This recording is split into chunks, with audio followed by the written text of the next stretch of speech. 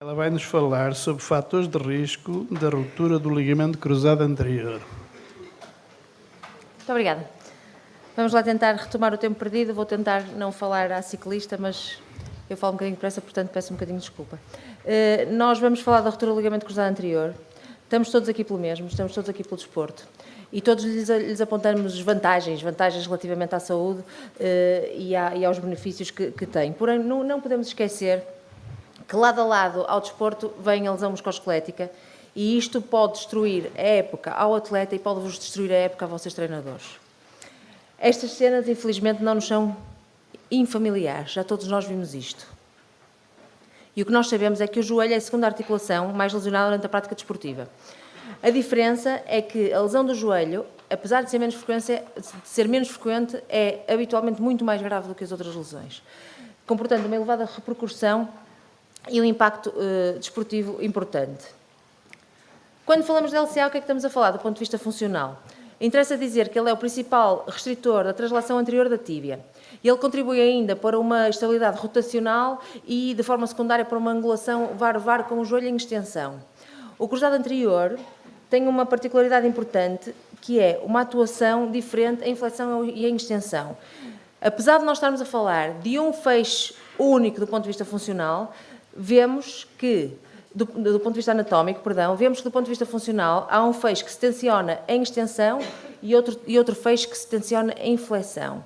Isto faz com que nós tenhamos que perceber durante o mecanismo de lesão qual é o feixe que está tensionado e porque é que existe o risco de nós abordarmos de forma leviana as chamadas rupturas parciais. E vamos já ver porquê quando falarmos do mecanismo de lesão do cruzado. As rupturas de ligamento cruzado anterior, que ocorrem sem contacto, continuam a ser uma prioridade para a comunidade ligada à medicina desportiva. Esta é uma lesão que parasita essencialmente jovens e parasita atividades que têm tarefas com salto, com dribles, com movimentos pivotantes e com desacelerações. De realçar ainda uma predileção das rupturas de cruzado anterior pelas mulheres, com uma taxa de lesão que chega a ser 8 vezes superior. Esta epidemia, eu chamo-lhe uma epidemia das lesões do cruzado, tem sido altamente debatida, essencialmente nos desportos que comportam as tarefas de risco, mas a epidemiologia mantém-se pouco clara. Há relatos que vão dos 8% no basquete, por exemplo, aos 35% no futebol. Nós ainda não temos um consenso relativamente ao que de facto está a acontecer, mas sabemos que, de facto, as tarefas de salto, de pivoting, de movimentos pivotantes, de dribles e desacelerações são as que estão diretamente relacionadas com a lesão do cruzado anterior. E porquê é que esta lesão tem merecido tanta atenção? Porque a percentagem destas lesões, que é cirúrgica, por envolver um dano articular ou menisco-ligamentar grave, é muito alta e verdadeiramente alarmante. Para além disso, é uma lesão do adolescente e do adulto jovem. Portanto, vamos adivinhar consequências a médio e longo prazo, porque são atletas que ainda têm muito pela frente. E não podemos esquecer, mais uma vez, aquilo que já foi dito hoje, os custos económicos que estão associados a todos estes processos. O que é engraçado é que nós não falamos muito disto aqui, pelo menos não de forma visível na comunicação social dita leiga, não científica, mas em 2009, quando eu estive nos Estados Unidos a estagiar, existia uma febre de tal ordem à volta dos cruzados anteriores que esta lesão enchia as páginas de tabloides e das revistas. São páginas, por exemplo, do New York Times, do USA Today e até na revista da Oprah vinha a falar sobre as lesões do cruzado anterior. Cheguei a ver um documentário na televisão que dizia, que aconselhava aos pais a inibir miúdas, jovens, de desportos com as tarefas de risco do que vos falei. Portanto, não praticar.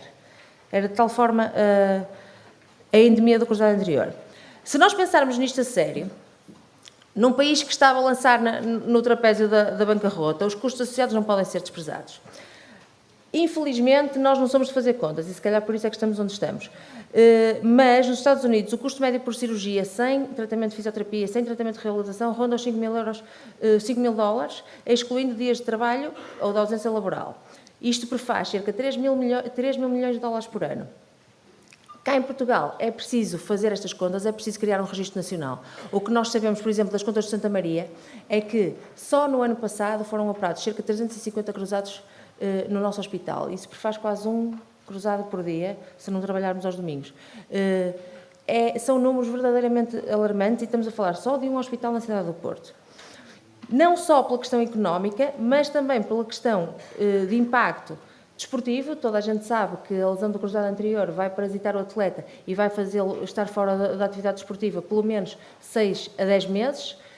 Que os que retornam podem não retornar a níveis prévios de atividade. Os relatos dizem que só 50% dos atletas retornam a níveis prévios de atividade, mas também porque estes atletas vão perder tempo de escola, pela altura da lesão, vão perder tempo de escola porque vão estar a fazer fisioterapia, muitas vezes perdem ano escolar, ou se forem trabalhadores vão perder tempo de trabalho. Portanto, impacto também escolar, impacto social e impacto na saúde a médio e longo prazo, porque nós sabemos, como foi dito anteriormente, que a lesão do cruzado é, inevitavelmente, o início do fim do joelho.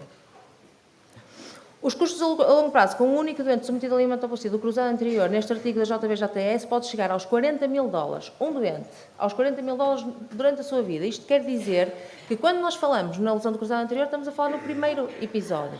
Este doente ou este atleta vai ter mais episódios, vai ter consequências que vão condicionar necessidade de tratamento médico por algum tipo de sequela.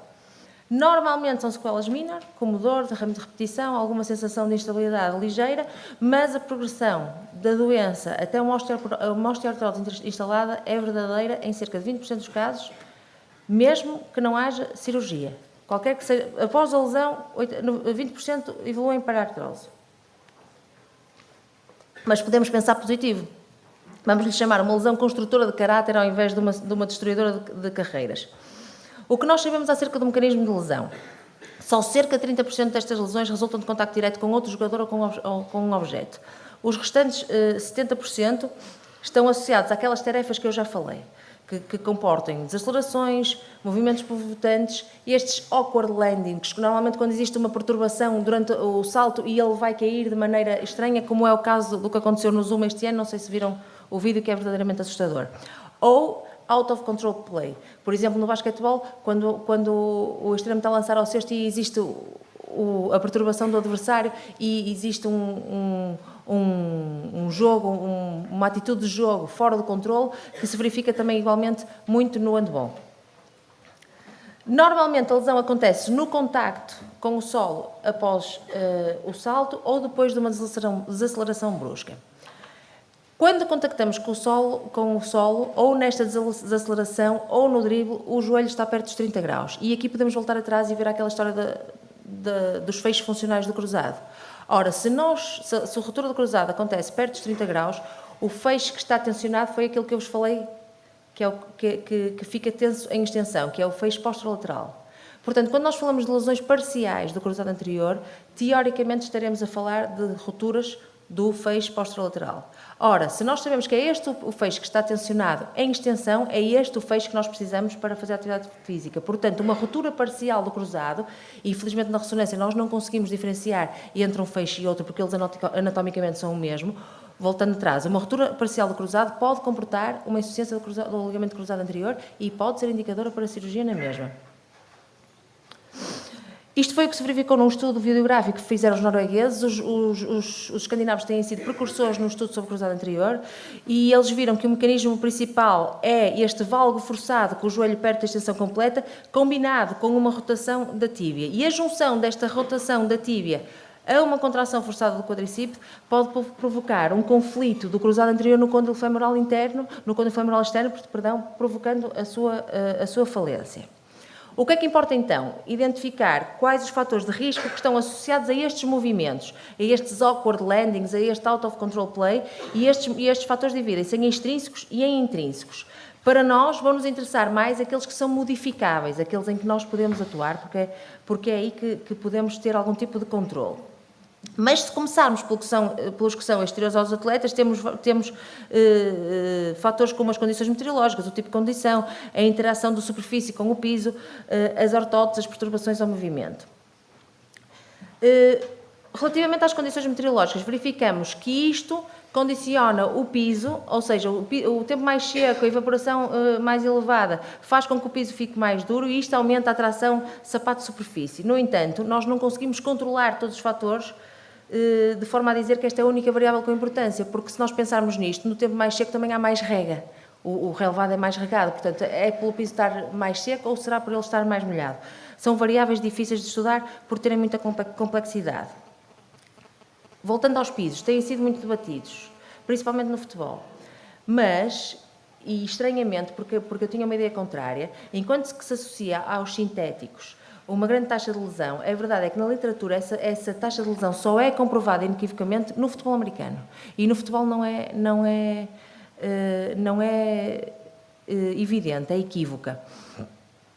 Se falarmos do ponto de vista pessoal, principalmente nos miúdos mais novos, a verdade é que todos os miúdos que têm, nestes últimos anos, a prevalência de rupturas de cruzado abaixo dos 14 anos tem sido assustadora e em todos eles tem a ver com o sapato esportivo inadequado e com o sintético de terceira geração, que teoricamente seria o melhor. Quanto aos pavilhões, como o empirismo faria adivinhar, os sintéticos têm muito mais fricção, comportam maior risco. O sapato esportivo.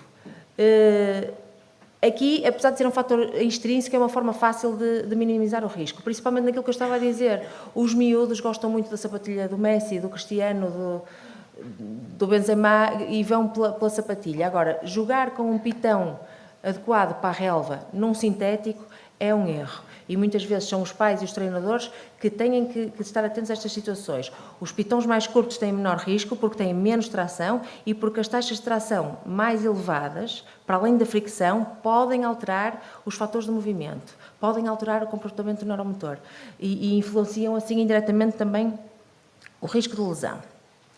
Quanto às perturbações do movimento, as perturbações do movimento estão aqui meios nos extrínsecos, meios nos intrínsecos. Porquê? A perturbação do movimento é um fator extrínseco, mas aquilo que ela vai condicionar é um fator intrínseco. E eu vou já fazer esta diferenciação.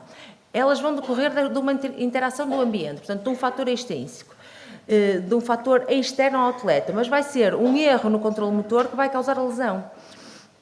E isto vai estar, pelo menos em parte, dependente de mecanismos de planeamento motor e de cognição.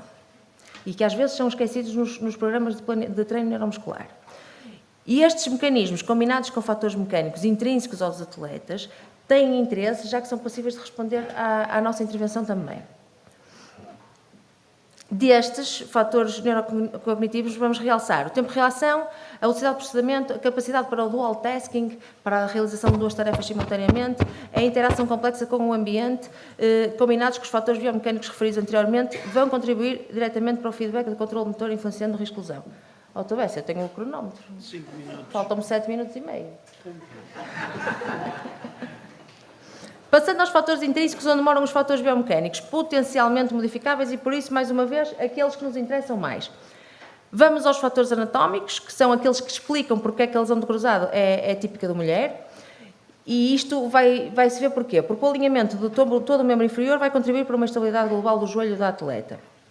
De facto, o que nós sabemos, e como já foi dito há bocadinho, o membro inferior funciona como uma cadeia cinética fechada e, por exemplo, a pronação subtalar, vamos falar do pé quando estamos a falar do joelho, para globalizar o movimento e não olhar só para uma articulação, a pronação subtalar por si só pode ser a causa daquela rotação interna da tíbia que nós falamos.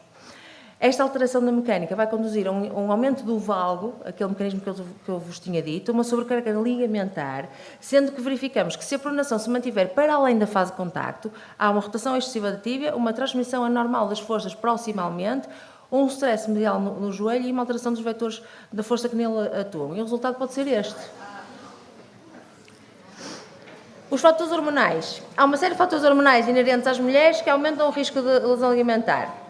Para além da ausência de um fator protetor que os homens têm, que é a testosterona, nós temos os outros, que é o estrogênio e a progesterona, que são fatores não protetores, são fatores de risco. E nós sabemos que há receptores destas hormonas femininas no cruzado anterior e isto condiciona quer a sua mecânica, quer a sua laxidez durante as variações do ciclo menstrual. Finalmente, e mais importante de tudo, os fatores de risco neuromuscular.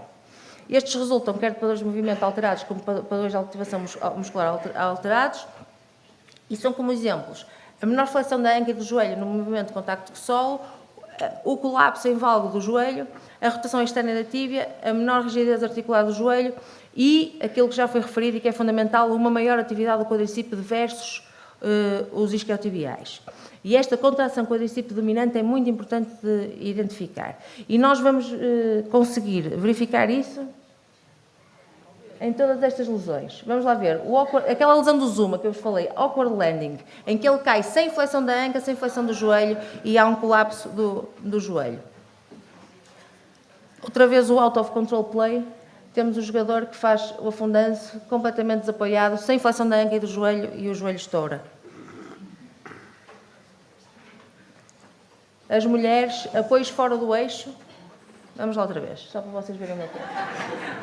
Apoios fora do eixo, a anca não flete. As mulheres não fletem a anca na absorção do impacto ao solo. Vamos ver isso aqui outra vez.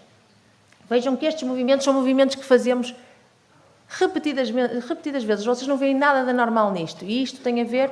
Chega um dia que vai estourar. Desculpem que a setinha saiu antes do tempo.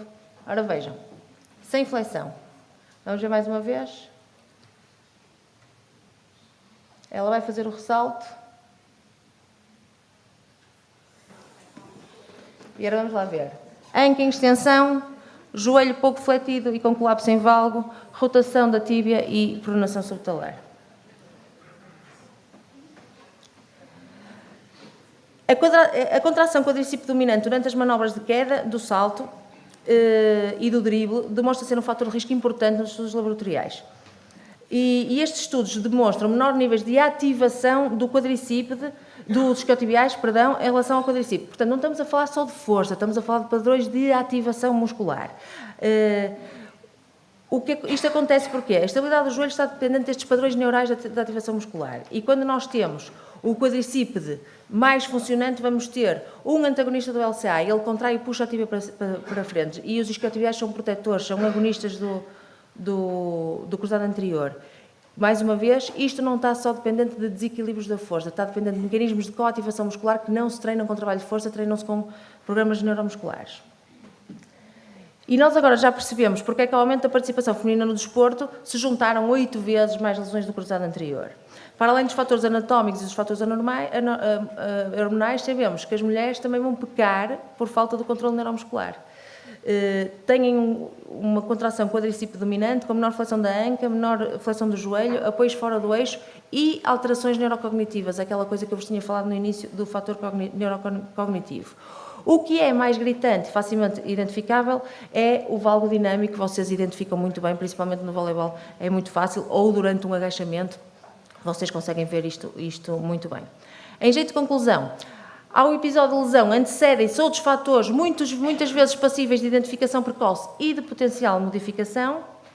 Aliás, existe evidência que favorece os programas de treino neuromuscular, e é isso que estamos aqui a fazer hoje, para a redução das taxas de lesão através de adaptações biomecânicas que vão permitir melhorar a estabilização articular, a pré-ativação muscular e os padrões de reatividade. Estes programas, todos eles se centram na alteração dos fatores de risco neuromuscular, mas cada um vai ser único. As alterações vão ser resultantes no equilíbrio, na força e na coordenação neuromuscular. E, por si só, eles vão poder contribuir para a diminuição do número de lesões e para a melhoria do rendimento. Muito obrigada.